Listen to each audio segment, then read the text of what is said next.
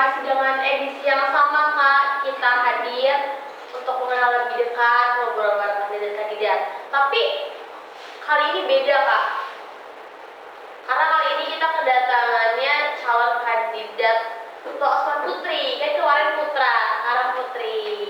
Oke.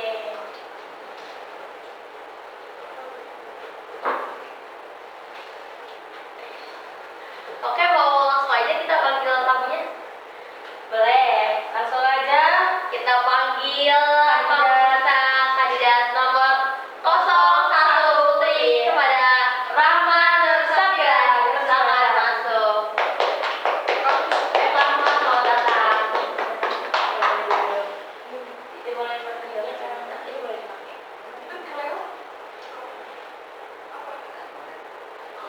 Di sini aja.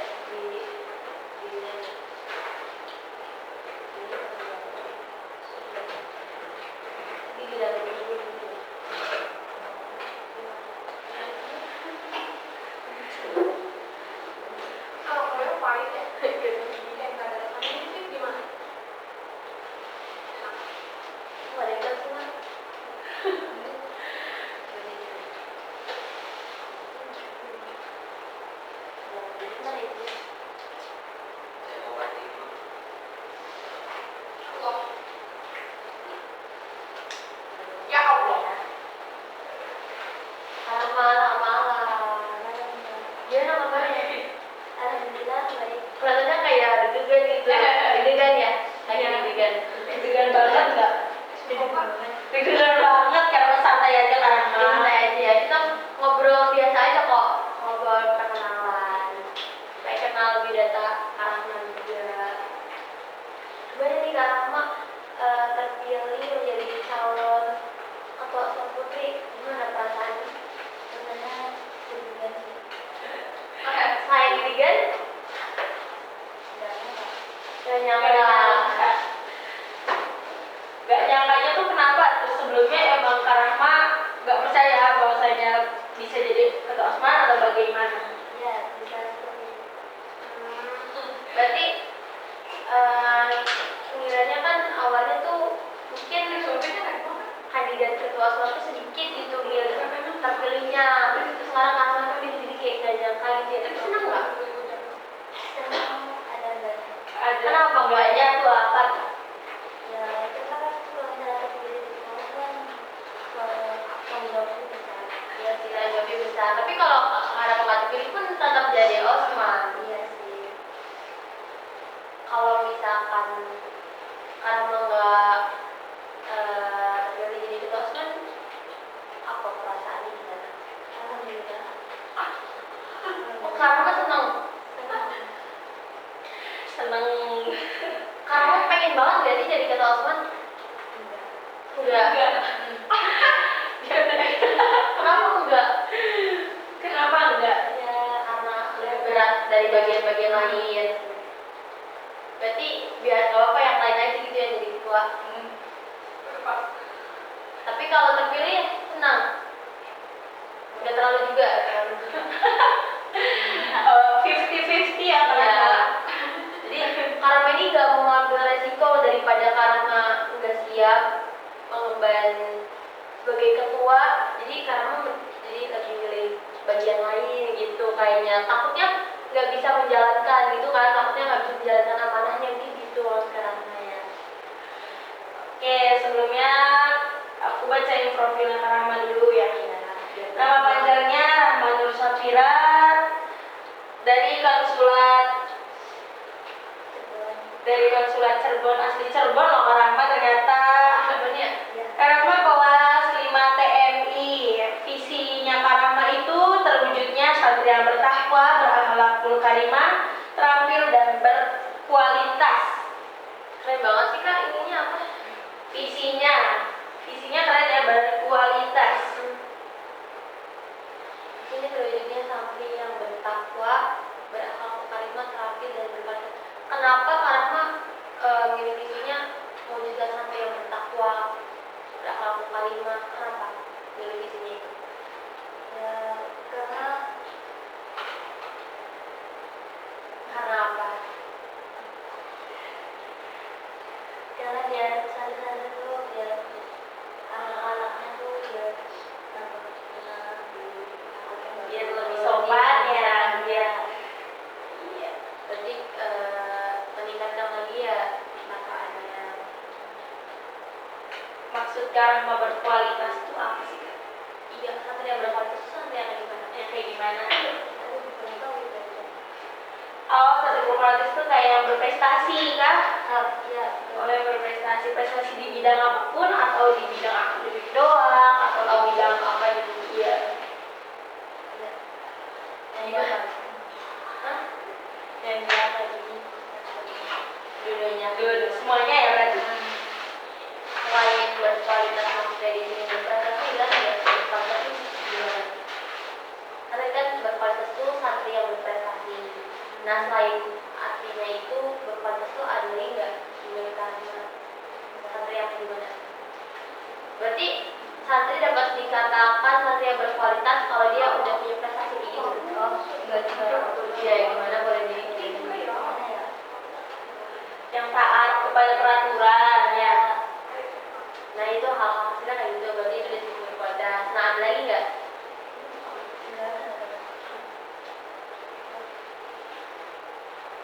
Tiga apa boleh? Ya. Bertakwa beragama. Kalau santri yang terampil itu gimana? Ya terampil apa pun itu terampil itu apa sih dia? Gak apa bentuk bahasa karena sendiri aja.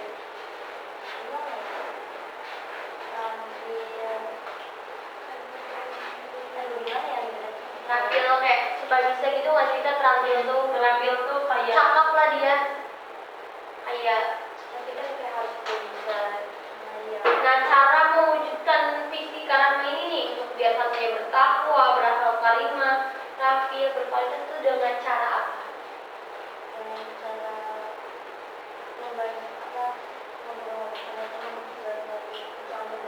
komunikasi ya.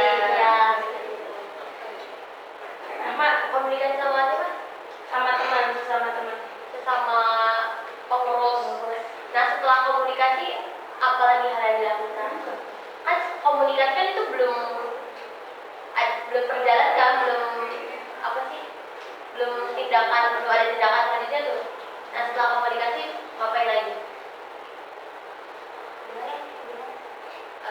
Kan di sini kan karena tuh mau santri-santrinya bertakwa, berakhlak karimah, tampil gitu kan.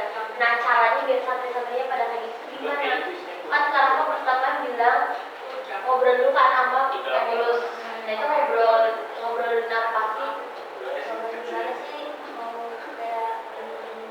mau adanya apa? Nah setelah ngobrol itu karena maunya adanya apa? tindakan apa yang Rahma bakal Misalkan ambil dengan kegiatan, dan kegiatannya itu contohnya itu apa? Takwa, terampil dengan kegiatan apa?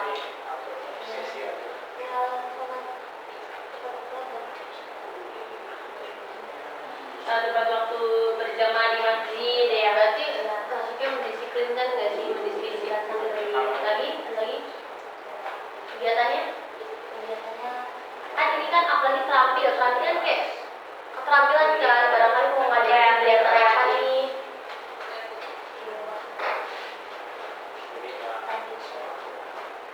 tapi kan maksudnya kan berkualitas ya lagi kegiatan-kegiatan kayak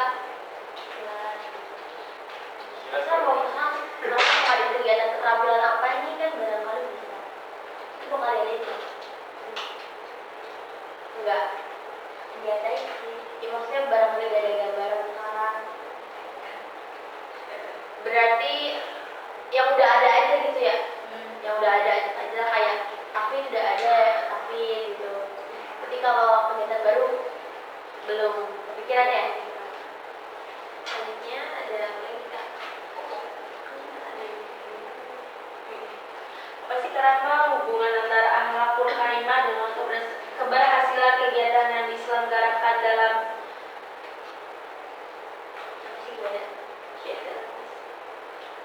menurut Kak Rahma nih akhlaknya santri nih hubungannya apa sih sama berhasilnya kegiatan itu? Berhasil kegiatan ada Angkut sangkut pautnya. pautnya nggak kata menurut Kak Rahma? Di sini misi Kak Rahma tuh ada beberapa kegiatan kan. Nah, menurut Kak Rahma nih akhlakul karimah santri itu mendukung nggak berhasilnya misi Kak Rahma? Mendukung banget. Tapi itu mendukung banget dari akhlaknya santri. Kak Rahma apa nggak ini misi Kak Rahma? Misinya Kak Rahma apa? Kan misi berarti berhubungan ya, bersangkut banget. Jadi akhlaknya itu penting untuk mendukung keberhasilan isi Kak Rahma. Isinya Kak Rahma itu tadi ada di sini kan tulisnya santri yang bertakwa, berakhlakul karimah, tampil dan berkualitas. Bertakwanya kan kepada Allah ya Kak Rahma ya. Nah kan kita harus ibadah ya, ibadah 5 waktu. Nah mau diterapin nggak sih Kak yang sunah-sunahnya gitu? Jelas Mau. kayak misalkan itu gimana, itu dilaksanakannya di mana? Di pondok. Maksudnya tuh Maksudnya di di asrama apakah harus berjamaah di masjid? Berjamaah di masjid. Berarti imamnya dari pengurus. Ya. Dari sholat bahkan dari sholat duha, tahajud berjamaah ya di masjid. Bagus banget sih itu, kayak biar santri itu terbiasa ya. Iya, biasa di rumahnya ya. Kak Rahma kan kurang minat ya buat jadi ketua. Minatnya jadi apa sih? Bagian apa? Bagian pribadi. Kenapa Kak Rahma minat gitu pengen di bagian pribadi? Karena dari kelas Oh, udah punya keinginan dari kelas 1 MTS ya? ya, berarti Masya Kak Allah. emang lebih rajin nih Kak kalau masalah peribadahan. Makanya tadi mau ini ya, mau yang bertakwa santrinya Ya, supaya karena Kak Rahma mau kan kalau di bagian pribadi kan mungkin itu kan Kak Rahma khusus nih ya khusus Oh, ibadah. Saya mau biar bertakwa ya, biar disiplin lagi bertakwa, biar ibadahnya. Iya, biar bagus dan bagus. Apa sih yang Kak Rahma, apa sih yang membuat Kak Rahma tuh ingin banget jadi pribadi? Pengen sih kakak harinya di jalan-jalan banyak puasa banyak dan anak-anaknya ya yang apa ya, kan kalau puasa sunnah gimana itu kan kayak udah terbiasa nih santri itu emang begitu ya, jadi pengen dibangkitkan lagi ya. kan dari diri kamu sendiri itu kan udah pengennya sih bagian pribadi ya. Jadi kalau kita tentang apa ya, Tentang yang kita mau tuh pasti nggak tentang aliran yang tadi ke kamunya juga kurang excited gitu. Oh iya benar. Terus ada apa lagi kan? Tapi nggak usah kamu ini kan karena apa ya, akhirnya jadi kita tetap nanya misi-misi apa ya. Ini ya tujuan. Apa tujuan utama dari visinya yang ingin mewujudkan santri yang bertakwa, berakhlakul karimah, terampil dan berdosa itu? Gini, tujuan Kak Rahma apa sih tujuan dari visi Kak Rahma? Kan tadi kan visinya saja bertakwa, berharap itu kan tujuan utamanya apa? Iya. Ya, tujuannya ada apa gitu? Gimana? Kan Kak Rahma kan mau satunya bertakwa, berakhlak karimah, terampil. Tujuannya apa sih? Karena biasa bisanya dengan gitu ada apa? Kayak supaya apa gitu?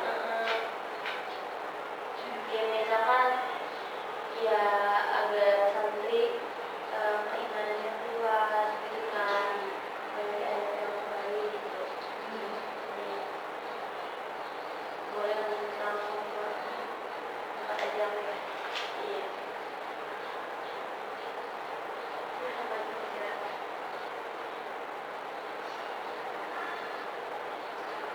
Iya.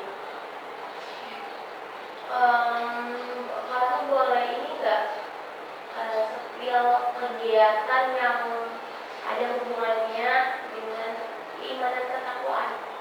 Kegiatan apa ya selain dari peribadahan yang sudah disebutkan kegiatan?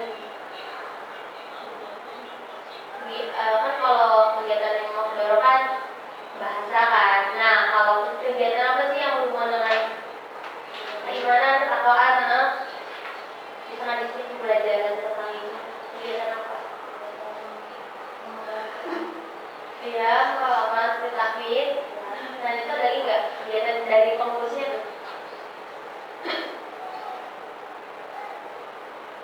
Kayak mau mengadakan program baru atau kan misalkan kan program yang karama kan takbir ya, mau kayak ditambahin waktunya nggak sih selain tahasus, kayak misalkan kayak kegiatan sorenya bakal ada itu atau gimana?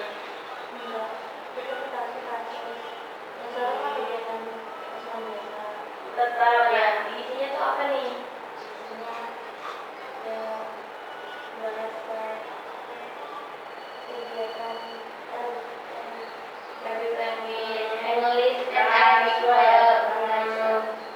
ada lagi terus pembelajaran bisa kebun taklim ya, berarti masuk taklim kan pengajaran. Ada lagi nggak kayak gitu?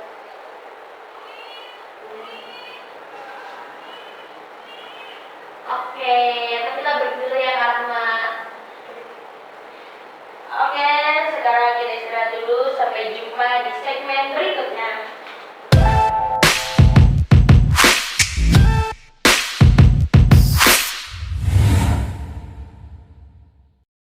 kembali lagi di podcast Sambat Santri Banyak Tawa.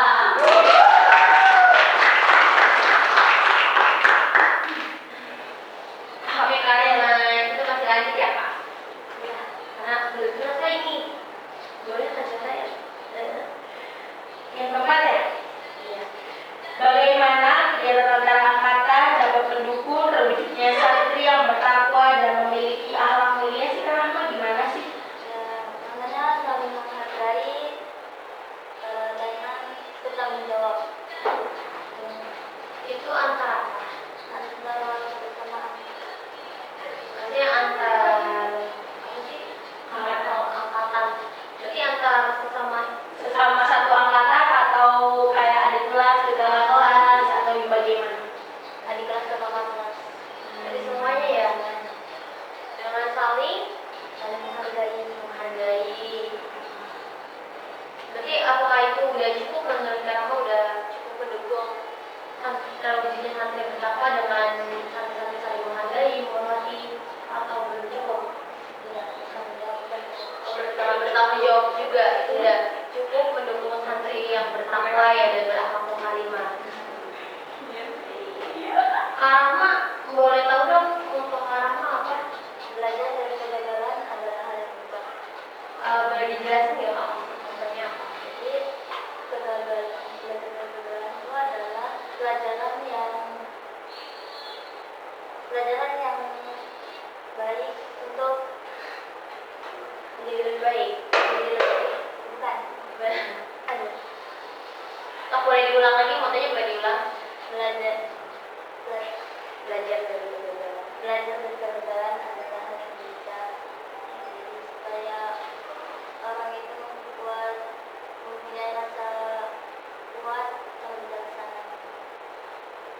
Seperti kayak lebih tahu ya, kayak ke depannya kayak lebih tahu kayak kalau kemarin itu kayak gini, kalau gagalnya kan kayak Memperbaiki lah dari Iya. kesalahannya, belajar dari kesalahan.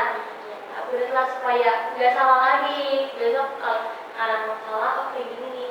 Berarti gimana nih caranya biar besok nggak salah lagi, belajar dari kesalahan kemarin. Iya. Bagus banget ya maksudnya ya. Bagus. Kayak mungkin cukup nih Karahma podcast kita waktu ini Iya. perkenalan bareng Karahma.